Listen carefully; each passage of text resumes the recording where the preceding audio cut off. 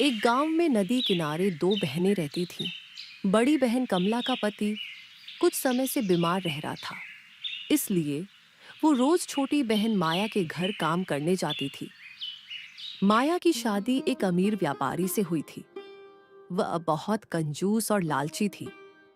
सुबह के समय कमला जल्दी जल्दी अपने घर का काम निपटा के अपनी छोटी बहन माया के घर की ओर निकलती है। अरे दीदी, आज फिर तुमको देर हो गई। सुबह सुबह इतने बड़े घर का काम पड़ा रहता है और तुम आराम से घर में बैठी रहती हो।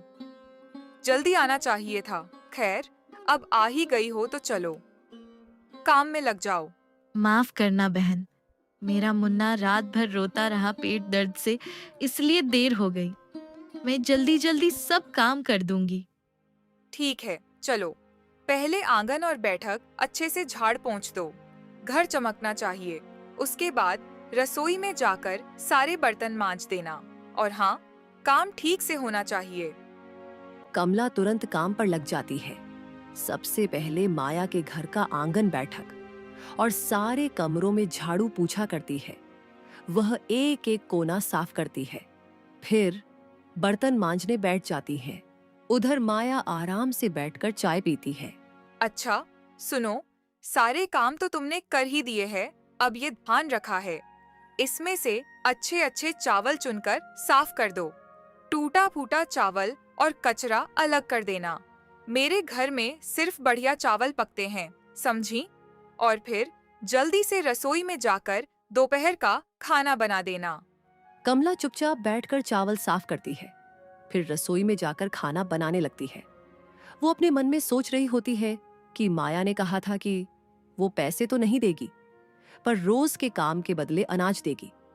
कमला सोच रही थी, इन चावलों में से उसे भी थोड़ा मिलेगा। माया, जैसा तुमने कहा था, मैंने अच्छे चावल और टूटे हुए कंकड़ वाले चावल दोनों अलग अलग कर दिए हैं। तुम देख लो। सारे काम निपटाने के बाद कमला घर जाने लगती है। माया उसे रोकती है। रुको दीदी, ये लो, ये टूटे हुए चावल है। मेरे घर में इसे तो कोई खाता नहीं है, इसलिए तुम ही ले जाओ। तुम्हारे घर में तो ये आराम से सब खा लेंगे। माया टूटा फूटा टुकड़ों वाला थोड़ा सा चावल थैली में डालकर कमला को थमा देती है।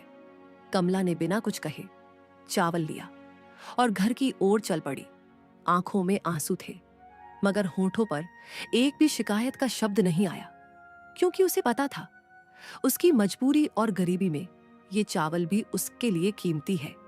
कमला घर जाकर वही चावल बनाकर अपने पति और बच्चे को खिलाती है। अगली सुबह फिर वही सिलसिला शुरू हुआ। सुबह के समय कमला दरवाजे पर दस्तक देती है। अरे दीदी, आज तो जल्दी आ गईं। अच्छा हुआ। सुनो, आज मुझे मछली खाने का बहुत मन है। तुम जल्दी से झाड़ू पोछा कर लो, बर्तन मांज लो और फिर रसोई में जाकर मछली बना देना। लेकिन हाँ, मसाला अच्छे से पीसना। मछली एकदम स्वादिष्ट होनी चाहिए। मेरे पति को मजेदार खाना चाहिए। ठीक है बहन, जैसा तुम कहो। मैं जल्दी से काम निपटाकर मछली बना देती हूँ। कमला चुपचाप झाड़ू पोछा करने लगी, फिर बर्तन मांजे और आखिर में बैठकर मछली पकाने लगी। वो आज भी मन ही मन सोच रही है, उसके बेटे मुन्ना को ये मछली बहुत पसंद है। कमला मसाले कूटती है, प्याज लहसुन छौंकती है, फिर मछली तलकर बड़ी मेहनत से ढेर सारी स्वादिष्ट करी बनाती है। घर महक उठता है। माया आकर देखती है। वाह, आज तो बहुत अच्छी खुशबू आ रही है। चलो, खाना बढ़िया बना है आज तो। उनको मजा आ जाएगा। तुमने तो आज बहुत मेहनत कर दी। माया और उसका पति आराम से बैठकर मछली खाते हैं। कमला की आंखों में एक आस झलक रही थी कि शायद आज उसे भी माया थोड़ी सी मछली देगी उसके बेटे के लिए। शाम के वक्त कमला अपना काम पूरा करके घर जाने लगती है। रुको दीदी, आज तुम्हारे लिए भी कुछ है। ये लो, कल रात का बचा हुआ चावल और सब्जी पड़ी थी। तुम ये अपने घर ले जाकर गरम करके खा लेना। कमला ने बिना कोई शिकायत किए बासी चावल और गली हुई सब्जी की थैली उठाई और अपने घर की ओर चल पड़ी। दिन पर दिन ऐसे ही गुजरते गए। कमला हर सुबह माया के घर काम करने जाती और लौटते वक्त माया कुछ न कुछ बासी या खराब खाना उसे देकर भेजती। सुनो दीदी, कल तुम जरा सुबह सुबह जल्दी आ जाना। मेरे पति को व्यापार में बहुत बड़ा लाभ हुआ है, इसलिए कल हमारे घर पूजा का बड़ा आयोजन होगा। बहुत सारे मेहमान आएंगे, ढेर सारी मिठाइयाँ और पकवान बनने हैं, समझी ना? मुझे तुम्हारी पूरी मदद चाहिए। ठीक है बहन, जैसे तुम कहो मैं कल सुबह जल्दी आ जाऊंगी। जो भी काम होगा पूरी मेहनत से करूंगी। अगली सुबह कमला जल्दी उठकर अपने घर का सारा काम निपटा कर जा रही थी। अचानक उसका बेटा घर के बाहर आ गया। माँ, आज तुम इतनी सुबह सुबह कहाँ जा रही हो? मौसी के घर तो तुम 8 बजे जाती हो, तो अभी कहाँ जा रही हो? और घर के सारे काम भी जल्दी खत्म कर दिए? क्या बात है माँ? बेटा, आज तेरी मौसी के घर बहुत बड़ा आयोजन हो रहा है। तेरे मौसा को व्यापार में बहुत लाभ हुआ है, इसलिए वहां पूजा रखी गई है। बहुत सारे मेहमान आएंगे और ढेर सारी मिठाइयाँ पकवान बनेंगे, इसीलिए मुझे आज जल्दी जाना पड़ रहा है। माँ, बहुत सारे लोग आ रहे हैं, तो मौसी ने मुझे भी तो बुलाया होगा ना? तुम मुझे लेकर क्यों नहीं जा रही हो? अरे बेटा, तेरे पिताजी की तबीयत ठीक नहीं है। अगर तू मेरे साथ चल जाएगा तो वो घर पर अकेले हो जाएंगे, इसलिए। ठीक है माँ, आज मौसी के घर मिठाइयाँ बन रही होंगी, वो हमारे लिए भी देगी ना। तुम लेकर आना माँ, मैं इंतजार करूँगा। तुम जल्दी आना। हाँ बेटा, बस तू अच्छे से रहना। मैं काम करके जल्दी लौट आऊंगी। और सुन बेटा, अपने पिताजी का ख्याल रखना। उनकी दवाइयाँ खिड़की के पास रखी हैं, उनको समय से दे देना। कमला अपने बेटे के सामने कैसे भी बहाना बनाकर चली गई। वो सोच रही थी कि उसकी बहन ने सारे गांव को निमंत्रण दिया, पर उसे एक भी बार नहीं बोला कि तुम अपने बेटे को भी साथ लेकर आना। माया के आंगन में चहल पहल थी। बड़ी बड़ी देगचियां चढ़ चुकी थीं। हलवाई बुलाए गए थे और तरह तरह के पकवानों की खुशबू पूरे घर में फैल रही थी। केसर बादाम वाली खीर, पूरी, कचौरी, पुलाव, मिठाइयां बन रही थी, मानो पूरा घर स्वाद की खुशबू से महक उठा हो। अरे, तुम आ गई तो अब जल्दी जल्दी काम निपटाओ। देख नहीं रही हो, हलवाई आ चुके हैं और पकवान बन रहे हैं। मुझे सारे बर्तन साफ चाहिए। वो कोने में जो पत्तल पड़ी हैं, उन्हें भी गिन कर रख दो। आज हमारे घर बहुत मेहमान आने वाले हैं, कोई कमी नहीं रहनी चाहिए। सबसे पहले तुम घर के बाहर झाड़ू लगाओ, फिर जहाँ पूजा होगी वहाँ झाड़ू पोछा करो, फिर पूरा घर साफ करना। ठीक है बहन, मैं सब कर दूंगी। तुम निश्चिंत रहो, तुम्हें आज शिकायत का कोई मौका नहीं मिलेगा। कमला जल्दी जल्दी सारे काम करने लगी। उसने एक एक कोना साफ किया। धीरे धीरे पूजा का समय भी आ पहुंचा। माया सजी धजी अपने पति के साथ पूजा के स्थान में आ बैठी। उसके चेहरे पर शान थी, सिर पर गहनों की चमक थी। गांव के सबसे बड़े पुजारी को बुलाया गया था। पूरे विधि विधान के साथ पूजा हो रही थी। सारे मेहमान भी वहीं बैठे थे। कुछ देर बाद पूजा समाप्त हुई। मेहमानों को बैठाकर पत्तल में भोजन परोसा गया। सारा गांव माया के छत में स्वादिष्ट भोजन का आनंद ले रहा था। खीर की खुशबू, मिठाइयों का स्वाद और पकवानों की रौनक चारों ओर छा गई। हर कोई स्वादिष्ट खाने का मजा ले रहा था। सबको खाना बहुत पसंद आया। फिर धीरे धीरे मेहमान खाना खाकर अपने अपने घर चल गए। घर में अब शांति छा चुकी थी, लेकिन अभी भी बहुत सारे पकवान और मिठाइयां बच गई थी। अरे दीदी, आज तो भगवान की कृपा से बहुत बड़ा आयोजन हो गया। इतना सब पकवान बना, इतने मेहमान आए, पर देखो, ये देखो, कितनी सारी मिठाइयाँ और पकवान अभी भी बच गए हैं। तुम ऐसा करो, इन सबको उठाकर रसोई में अच्छे से रख दो, और जो मिठाई के बर्तन में नीचे मिठाई के चूरे और शक्कर की परत है, उसको निकाल कर अलग कर देना। कमला सिर झुकाकर बिना थके, बिना कुछ कहे सारी मिठाइयां, पकवान और बचे हुए व्यंजन रसोई में ले जाकर जमाने लगी। माया अपने कमरे में एक पोटली लिए खड़ी थी। उसने कमला को अपने कमरे में बुलाया। लो दीदी, ये तुम्हारे लिए है बड़े बड़े बर्तनों में मिठाई के जो टूटे फूटे टुकड़े बचे थे और जो चीनी के चिपके हुए टुकड़े किनारों पर लगे हैं थे, ये सब तू ले जा, तेरे घर बेटे को खिला देना, क्योंकि मेरे घर तो ये सब कोई खाता नहीं है। कमला चुपचाप मिठाई के टुकड़े लेकर अपने घर की ओर निकल गई। उसने एक शब्द भी नहीं कहा। आज वो जान गई थी कि उसकी बहन के अंदर इंसानियत नाम की चीज ही नहीं है। रोते रोते ठोकरें खाती कमला जब जंगल के रास्ते से गुजर रही थी, तभी उसकी नजर उस पुराने मंदिर पर पड़ी। गांव की मान्यता थी, उस मंदिर की रक्षा स्वयं नाग देवता करते हैं और कहते हैं, जिसने भी नाग देवता से सच्चे मन से कुछ मांगा, उसे कभी खाली हाथ नहीं लौटना पड़ा। हे नाग देवता, आज मैं आपके चरणों में आखिरी बार आई हूँ। अब मुझसे ये गरीबी, ये बेबसी नहीं सही जाती। हर रोज अपमान झेलते झेलते मेरा दिल पत्थर हो गया है। अगर आपको सच में दया आती है तो मुझे यहीं डस लीजिए, ताकि मेरा जीवन यहीं खत्म हो जाए।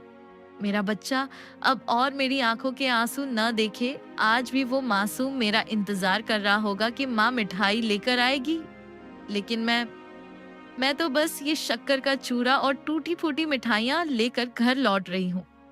क्या जवाब दूंगी उसे? कह दूंगी कि तेरी माँ दूसरों की थालियां साफ करती है और रोज बदले में बस ये टुकड़े पाती है। नाग देवता, बस अब मुझे यहीं अपने विष से मुक्ति दे दीजिए। कमला का हर शब्द नाग देवता के कानों तक पहुंचा। नाग देवता ने सब कुछ सुना, लेकिन उसे डसा नहीं। उनकी आंखों में भी मानो करुणा उतर आई थी।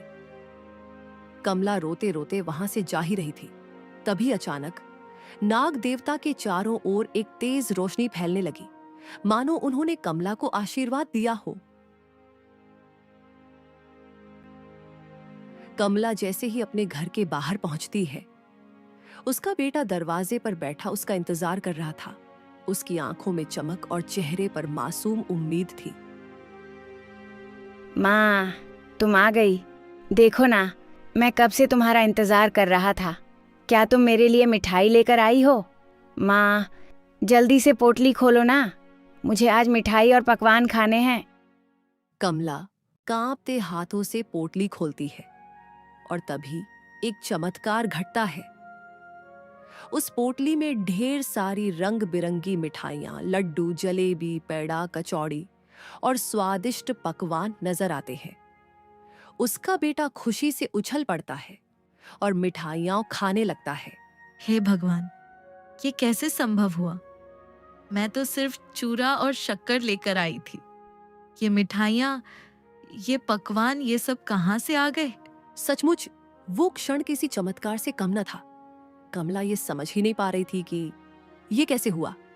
कमला धीरे धीरे घर के अंदर जाती है और वहां का दृश्य देखकर उसकी आंखें फटी की फटी रह जाती है। उसका घर सोने चांदी से भरा हुआ था।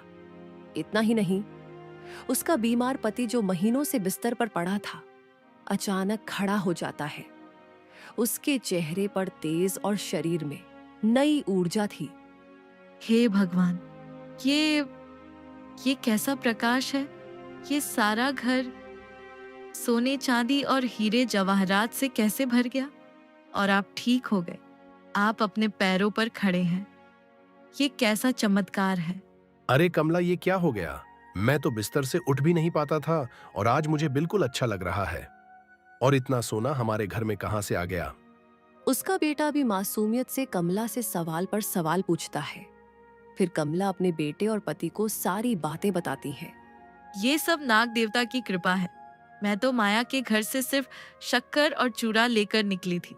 रास्ते में मंदिर में रुक गई और नाग देवता से अपनी सारी पीड़ा कह दी। मैंने प्रार्थना की थी कि मुझे जीवन का बोझ अब और न उठाना पड़े, इसलिए आप मुझे यही 10 लो। पर नाग देवता ने मुझे मारा नहीं। उन्होंने मेरी पुकार सुन ली और देखो, उनकी कृपा से आज हमारा जीवन ही बदल गया। उस दिन से सब कुछ बदल गया। गरीब और लाचार परिवार, जिसने केवल आंसू और भूख जानी थी, आज उनका जीवन खुशियों से भर गया था। अगले ही दिन कमला और उसका परिवार गांव में बने नए, सुंदर और आलीशान घर को खरीदकर उसमें रहने चले गए। 3 दिन बीत चुके थे। कमला अब अपने नए सुंदर और विशाल घर में सुख और चैन से रह रही थी। उसके चेहरे पर अब चिंता नहीं बल्कि संतोष और खुशियों की चमक थी।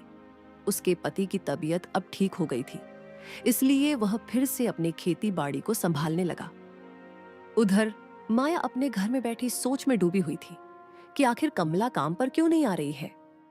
अरे 3 दिन हो गए पर कमला अभी तक काम पर क्यों नहीं आई? न सफाई करने, न बर्तन धोने, न ही रसोई में हाथ बटाने। कहीं बीमार तो नहीं पड़ गई या फिर कुछ और बात है? इतना सोचकर माया ने अपने नौकर को आवाज दी। अरे सुनो, तुम अभी इसी वक्त जाकर देखो कि मेरी बड़ी बहन कहाँ है। वो काम पर नहीं आ रही। जाकर पता लगाओ कि वह क्या कर रही है। माया का नौकर जी हुजूरी करता हुआ फौरन कमला के घर की ओर चल पड़ा। जब वह वहां पहुंचा और घर की चौखट पर कदम रखा तो उसकी आंखें फटी की फटी रह गईं। उसने देखा कि वो नया घर खरीद लिए हैं। उसका पति ठीक हो गया। वो खेत जा रहा था। नौकर ने चुपके से घर में झांक कर देखा कि कमला इतने बड़े घर में आराम से अपने बेटे के साथ प्रसन्न मुद्रा में बैठी थी। हर तरफ सुख समृद्धि का सागर बह रहा था। हे भगवान, ये क्या देख रहा हूं मैं? कुछ दिन पहले तक तो इनका घर जर्जर हालत में था और अब तो मानो ये किसी राजा महाराजा के महल में रह रहे हों। नौकर भागा भागा माया के पास पहुंचा और हांफते हांफते सारी कहानी सुनाई। मालकिन, ये तो चमत्कार हो गया। आपकी बड़ी बहन तो अब बहुत अमीर हो गई है। उनका घर सोने चांदी से भरा पड़ा है। उनके पति की बीमारी भी ठीक हो गई है। और तो और उनके बेटे के हाथ में नई नई मिठाइयां और पकवान थे। लगता है जैसे उनकी किस्मत रातों रात बदल गई हो। क्या ये कैसे हो गया? जब मैंने उसे भेजा था तो सिर्फ बचे खुचे मिठाई के टुकड़े और बर्तन में चिपकी शक्कर ही दी थी। फिर ये सब मिठाई, वैभव और दौलत कहाँ से आ गया? वो नौकरानी अचानक इतनी अमीर कैसे हो गई? ये रहस्य तो मुझे जानना ही होगा। उस शाम जब माया का पति काम से लौटकर घर आया तो उसने उसे सारी बातें बताईं।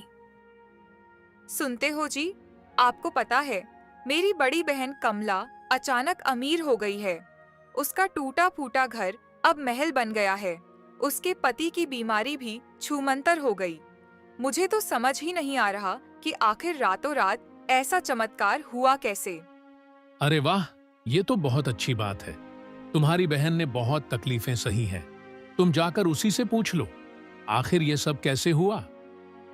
माया ने ठान लिया कि अब वह इस रहस्य से पर्दा उठाकर ही दम लेगी। वह उसी समय जल्दी से तैयार होकर कमला के घर की ओर निकल पड़ी।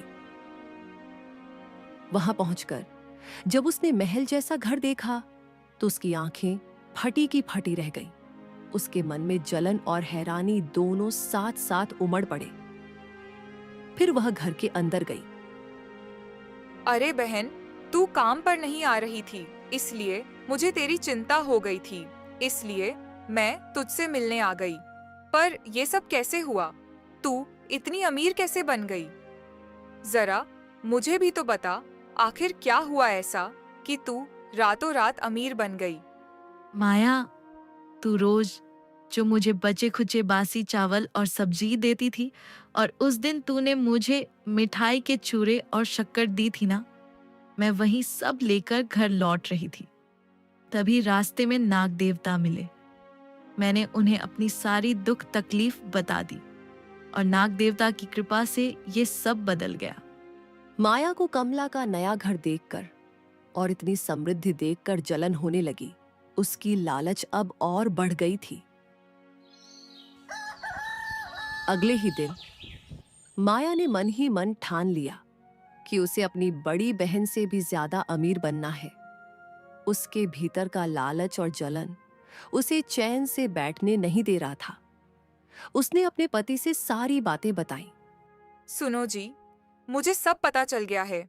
दीदी इतनी अमीर कैसे बनी? मैं रोज जो खराब खाना उसे देती थी, उसने नाग देवता को जाकर सब बता दिया और देखो, नाग देवता ने उसे पल भर में राजमहल जैसा घर दे दिया, हमें भी वैसा ही करना होगा। अरे पगली, हम तो पहले से ही सुखी और अमीर हैं। भगवान ने हमें सब कुछ दिया है। इतना लालच अच्छा नहीं होता। लालच हमेशा इंसान को बर्बाद कर देता है। नहीं, मुझे कुछ नहीं सुनना।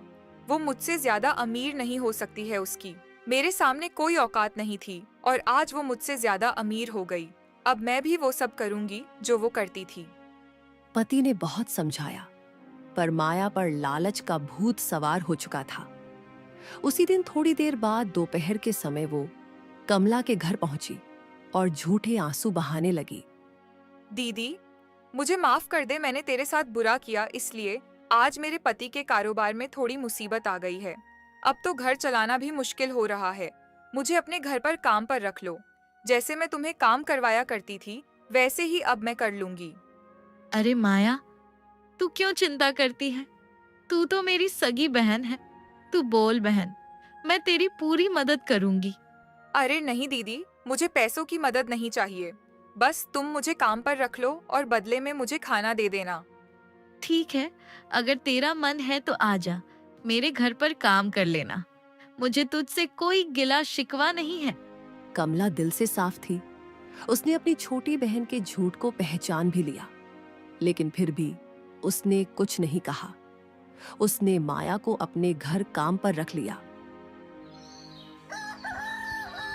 अगली सुबह माया कमला के घर पहुंच गई। मन में बस एक ही ख्वाहिश थी, किसी तरह वही चमत्कार दोहराया जाए और वो कमला से भी ज्यादा अमीर बन जाए। अरे माया, तू आ गई। आज घर में बहुत काम है। तू सफाई कर ले, मैं रसोई देख लेती हूँ। हाँ हाँ दीदी, मैं सब कर लूंगी। तेरा पूरा घर साफ कर दूंगी। दिन भर काम करने के बाद जब शाम को घर लौटने का समय आया, तब कमला ने माया के लिए अच्छे अच्छे पकवान और मिठाई एक थैले में लाकर दी। ले माया, ये ताजा गरम गरम खाना और मिठाई अपने साथ ले जा। नहीं दीदी, तू मुझे वही देना जो मैं तुझे दिया करती थी। बासी, बचा खुचा, सूखा सड़ा खाना। मैं तेरा अच्छा खाना नहीं लूंगी। कमला ये सुनकर चौंक गई, लेकिन माया की जिद इतनी मजबूत थी कि आखिरकार कमला ने मजबूरी में उसे बासी खाना ही दे दिया। माया खुशी खुशी वो बचा खुचा खाना लेकर अपने घर लौट गई। अगले दिन फिर वही हुआ। माया सुबह काम पर आई, दिन भर काम किया और जब जाने लगी तो कमला ने फिर से ताजी मिठाई और खाना दिया। लेकिन फिर माया ने मना कर दिया और जबरदस्ती बासी और खराब सब्जियां लेकर चली गई। दिन कटते गए। माया रोज काम पर आती और जाते वक्त रोज जबरदस्ती बासी खाना लेकर जाती। कमला सोच में पड़ गई थी कि आखिर माया ऐसा क्यों कर रही है।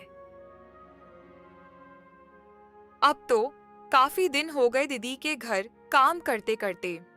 अब मुझे भी वही करना पड़ेगा जो उसने किया था। मैं आज ही मंदिर जाऊंगी और वहां जाकर नाग देवता से वही बोलूंगी जो दीदी ने कहा था। तब जाकर मैं उससे भी ज्यादा अमीर बनूंगी। बस यही सोचते सोचते माया के कदम तेज हो गए। उसका दिल लालच से भरा हुआ था। उसे अब न अपने पति की बात सुनाई दे रही थी, न ही अपने घर की चिंता थी। उसके मन में तो सिर्फ एक ही चाहत थी, दौलत, सोना, रुपया और शानो शौकत। और इसी चाहत से वो मंदिर की ओर गई। वहां पहुंचकर वह नाग देवता के सामने बहुत रोने लग गई। हे नाग देवता, मैं बहुत गरीब हूँ। मेरे जीवन में केवल दुख ही दुख है। मैं रोज अपनी बड़ी बहन के घर काम करने जाती हूँ, पर वो मुझे कभी ताजा खाना नहीं देती, हमेशा बासी ही थमा देती है। आज भी उसने मुझे वही बासी खाना दिया। हे नाग देवता, मैं अब बहुत दुखी हो चुकी हूँ। आप मुझे यहीं पर डस लीजिए ताकि मैं इस दुखी जीवन से छुटकारा पा सकूं। अचानक मंदिर के भीतर गूंजती हुई एक भारी आवाज सुनाई देती है। अरे मूर्ख स्त्री, तू लालच में अंधी हो चुकी है। तेरे दिल में अपनी ही बड़ी बहन के लिए जलन भरी हुई है। मुझे सब पता है। तुझे रोज तेरी बहन ताजा और अच्छा खाना ही देती थी, लेकिन तूने जानबूझकर उससे रोज बासी खाना मांगा। मुझे सब पता है। नहीं नाग देवता, ऐसा नहीं है, मैं सच बोल रही हूँ। झूठ मत बोल माया, तूने अपनी बहन से ईर्ष्या की, झूठ बोला और अब लालच में आकर मुझसे मौत की भीख मांग रही है। तो ठीक है, तेरी इच्छा मैं पूरी करता हूं। तू चाहती है कि मैं तुझे 10 लूं, तो ठीक है। मुझे माफ कर दीजिए नाग देवता, आप सच कह रहे हैं। मैं लालच में अंधी हो गई थी। मुझे मत काटिए नाग देवता। ठीक है, मैं तुझे नहीं काटूंगा, पर तेरे लालच का फल आज तुझे मिलकर ही रहेगी। जा, मैं तुझे श्राप देता हूं, तेरे आलीशान घर एक झोपड़ी में बदल जाए। तेरे घर का पूरा सोना, चांदी, हीरा, मोती, धन दौलत सब ईंट पत्थर में बदल जाए। तू मेरे सामने गरीब बनकर आई थी ना, अब कुदरत तुझे बताएगी असली गरीबी क्या होती है। माया भागती भागती रोते हुए अपने घर की ओर जाती है। उसके मन में हजारों ख्याल आ रहे हैं। वो जैसे ही अपने घर के पास पहुंची, उसकी आंखों से आंसू थमने का नाम नहीं ले रहे थे। उसका घर एक झोपड़ी में बदल गया। उसने देखा कि उसके घर के सारे हीरे जेवरात ईंट पत्थर में बदल गए। अरे माया, ये सब कैसे हुआ? हमारा घर इस झोपड़ी में कैसे बदल गया? मुझे कुछ समझ नहीं आ रहा। बताओ, क्या किया है तुमने? माया ने रोते रोते अपने पति को सारी बातें बताई। मैंने कहा था ना, माया लालच मत करो। आज तुम्हारी लालची सोच के कारण मेरे जीवन भर की मेहनत मिट्टी में मिल गई। तुम्हें पता भी है कि मैंने कितनी मेहनत की है अपनी जिंदगी में। पता नहीं क्या पाप किया था मैंने, जो तुम जैसी लालची औरत से मेरी शादी हुई।